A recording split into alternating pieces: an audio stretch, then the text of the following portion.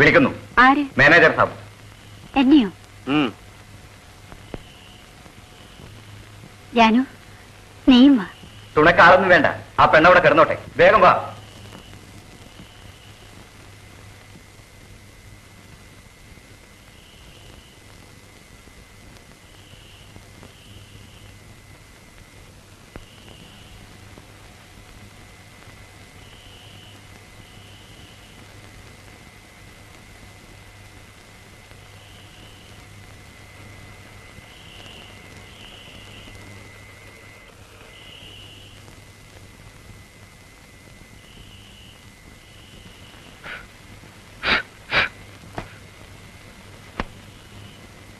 ദുഃഖങ്ങൾക്കിന്ന് ഞാൻ അവധി കൊടുത്തു, സ്വർഗത്തിൽ ഞാനൊരു മുറിയെടുത്തു. ദുഃഖങ്ങൾക്കിന്ന് ഞാൻ അവധി കൊടുത്തു, സ്വർഗത്തിൽ ഞാനൊരു മുറിയെടുത്തു.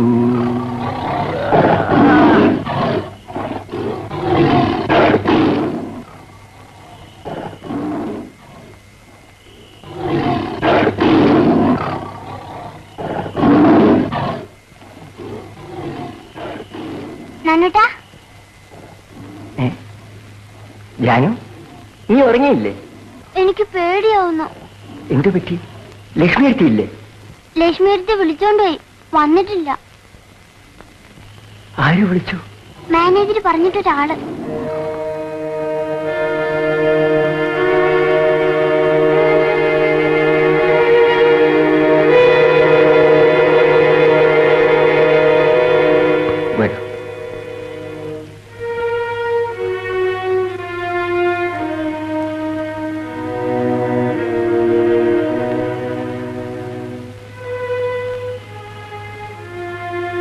ജാനു, പോയി കിടന്നോളൂ, പേടിക്കണ്ട, ഞാനിവിടെ ഉണ്ടാവും.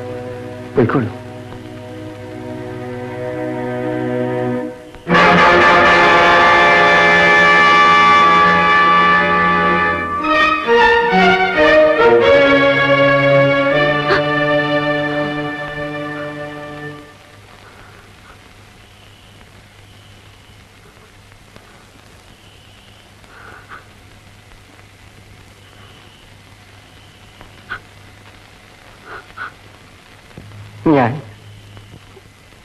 ഞാൻ ജാനുവിനെ തുണക്ക് നിന്നതാണ്.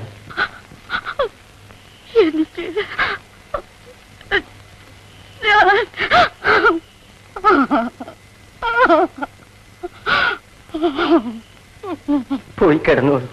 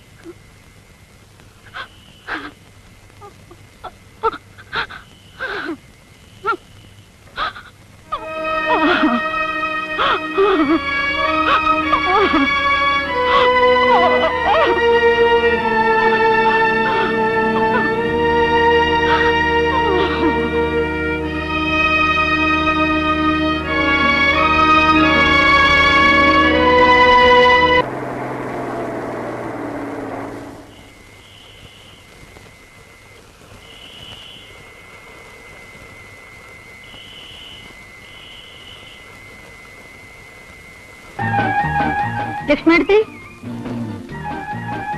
ലക്ഷ്മിയെടുത്തി, എന്റെ ഹെയർപിൻ എവിടെ? അവിടെ ഇരിക്കുന്നു. നാനോടുത്ത് വേഗം മാട്ടെ, അടുത്ത എന്റെ നമ്പറാണ്. കഴിഞ്ഞു കൂട്ടി.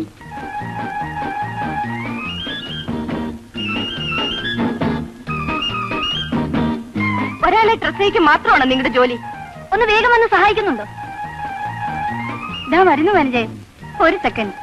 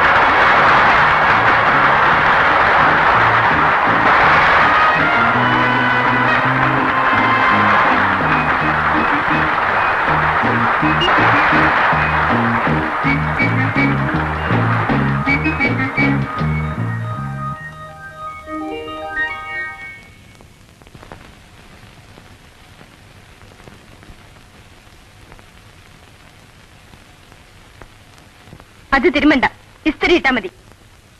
ലക്ഷ്മി അടുത്ത് മുമ്പ് ട്രിപ്പീസിൽ കളിച്ചിരുന്നല്ലേ? ലക്ഷ്മി അടുത്ത് ഓൾറൗണ്ടർ ആയിരുന്നു. ഹൈവേറിലെ കപ്സാസ് നമ്പർ ആദ്യം കാട്ടിയത് ലക്ഷ്മി അടുത്താണ്. ഇപ്പോഴും റിങ്ങിലൊന്ന് കയറിയ കൊള്ളാമെന്ന് തോന്നുന്നുണ്ടോ ലക്ഷ്മി അടുത്തി? വനജേ, ഞങ്ങളുടെ നാട്ടിൽ പറയാറുണ്ട്, പഴുക്കപ്പിലാവിലെ വീഴണ കണ്ട് പച്ചപ്പിലാവിലെ ചിരിക്കരുതെന്ന്.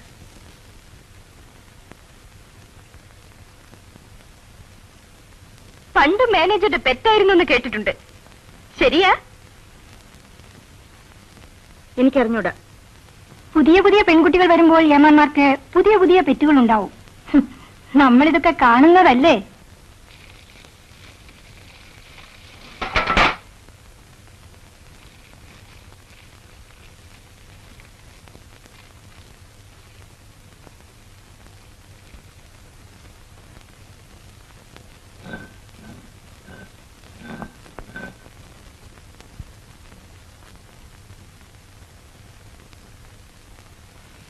ലക്ഷ്മിയടുത്ത് കിടന്നില്ലേ? ഇല്ല, കിടക്കായി. ഉറക്കം വന്നില്ല എനിക്ക്. വെളിച്ചം കണ്ടപ്പോ വെറുതെ ഇങ്ങോട്ട് വന്നു. എന്താ ലക്ഷ്മിയടുത്തേക്ക് എപ്പോഴൊരു ആലോചന? ഒന്നുമില്ല. ഞങ്ങൾക്കുള്ള സൗകര്യം ലക്ഷ്മിയടുത്തേക്ക് ഇല്ലല്ലോ എന്ന് വിചാരിക്കുമ്പോ ഓ, സാരമില്ല. നിനക്കിപ്പോ നല്ല പേരാണ്. എല്ലാവർക്കും നിന്നെ വലിയ കാര്യമാണ്. എനിക്ക് സന്തോഷായി. പനിക്കുന്നുണ്ടല്ലോ ലക്ഷ്മിയടുത്തെ? വൈകുന്നേരമായ ഇത്തിരി കുളിരും പനിയും വരും. സാരമില്ല. പനി വെച്ചിട്ടാ തേക്കലും തുടക്കലും തിരുമ്പലും ഒക്കെ? പറഞ്ഞില്ലേ? ആരോട്?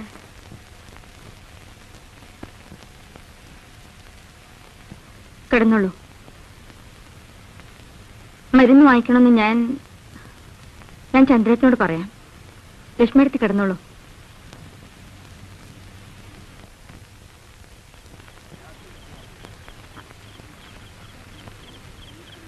രാത്രിയിൽ എന്തിനാ പുറത്തിട്ട് നടക്കണേ?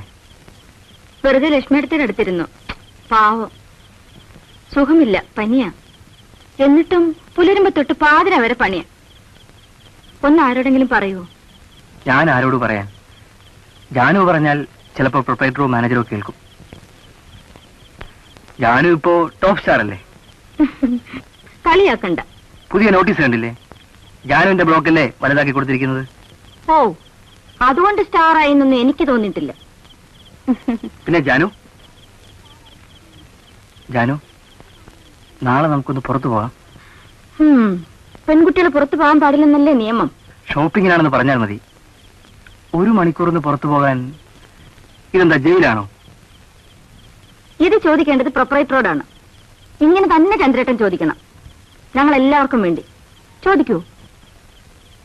ഷോപ്പിങ്ങിന് ജാനുവിന്റെ കൂടെ പോകണമെന്ന് പറഞ്ഞോളാം, പ്രയാസമില്ല. അപ്പൊ ലക്ഷ്മിയടുത്തേക്ക് സുഖമില്ലാത്ത കാര്യം കൂടി പറഞ്ഞൂടെ? ട്രിപ്പീസിലും സ്പ്രിംഗ് മീറ്റിലും ഒക്കെ ഇപ്പൊ ചന്ദ്രേട്ടനല്ലേ ലീഡർ?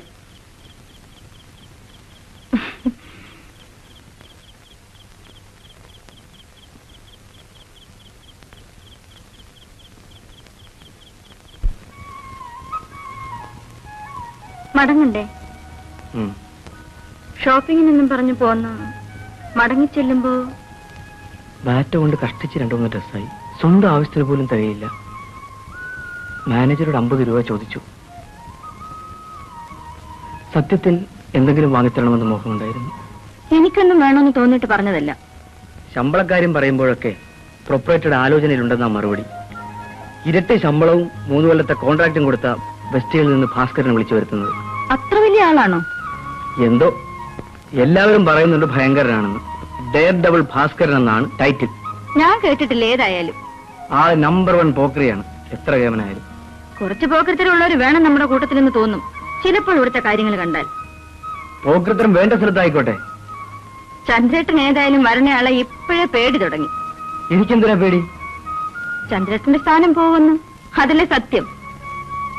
എന്റെ സ്ഥാനം ആര് വേണമെങ്കിൽ വന്നോട്ടെ. നമ്മുടെ ശമ്പളം നിശ്ചയിച്ച് പിന്നെ മാസ്റ്റർ എന്തെങ്കിലും പറഞ്ഞു. ഒരു ഫാമിലി ക്വാർട്ടേഴ്സിനെ പറ്റിയാണ് ഞാൻ എപ്പോഴും ആലോചിക്കാറ്. എന്റെ മോഹങ്ങൾ പറയാൻ സമയമായിട്ടില്ല.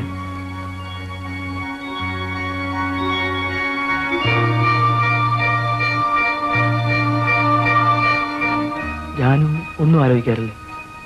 ഇപ്പൊ സുഖമില്ലാത്ത ലക്ഷ്മിയടുത്തെ പറ്റിയാണ് ആലോചന. അവര് പറയാറുള്ളത് പോലെ വിധിച്ചത് വരും. വലിയ കമ്പനി നടത്തിയ മാസ്റ്റർ ഇപ്പോൾ കൂലിപ്പണിക്കാരനായി.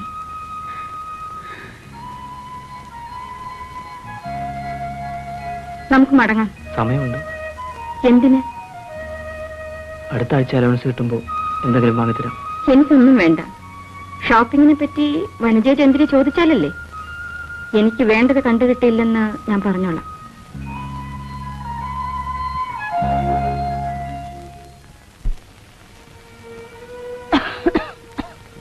റാവുജിയുടെ കയ്യിൽ നിന്ന് ഒരു കമ്പിളി കിട്ടി. പ്രൊപ്പറേറ്റർ മാനേജറെ കാണാൻ പറഞ്ഞു. മാനേജർ ചൊക്കരെ വിളിച്ച് 5-6 അനാസിന് വാങ്ങിക്കൊടുക്കാൻ കൽപ്പിച്ചു. 4 ദിവസം റെസ്റ്റ്, 5-6 അനാസിന്. ഈ കൂടാരത്തില് ദേവ് തീരല്ലെന്ന് പറഞ്ഞിടല്ലോ. അപ്പോൾ ജാനുവിനെ കണ്ടില്ല. ചന്ദ്രനും ജാനും ഷോപ്പിങ്ങിന് പുറത്തുപോയി. ഞാൻ അറിഞ്ഞില്ല. അവർക്ക് ഡോക്ടറെ കണ്ട് വിവരം പറഞ്ഞ് വല്ല മരുന്നും വാങ്ങിക്കായിരുന്നു. സാരമില്ല മാസ്റ്റർ. പുതിയ ആൾക്കാരെ വരുത്തുന്നു, പുതിയ ഐറ്റംസ് വരുന്നു. മാഷ് അറിഞ്ഞില്ലേ? കമ്പനി ഇനിയും വലുതാവട്ടെ. വലുതായപ്പോൾ നമ്മൾ ബി ക്ലാസ്സിൽ നിന്ന് സി ക്ലാസ്സിലെത്തി. ഇനിയും വലുതാകുമ്പോഴോ?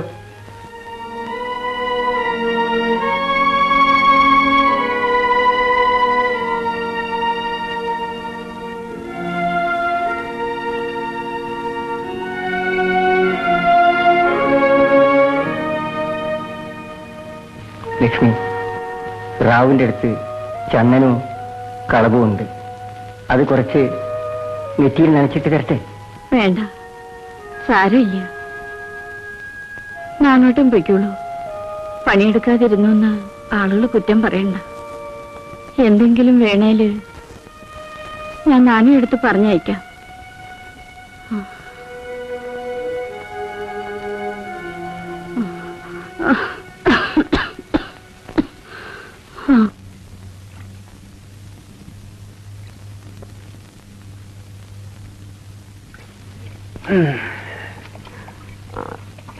നാനു, പുതിയ ഇലക്ട്രീഷ്യൻ വന്നപ്പോ നമ്മുടെ ജോലി മാറി.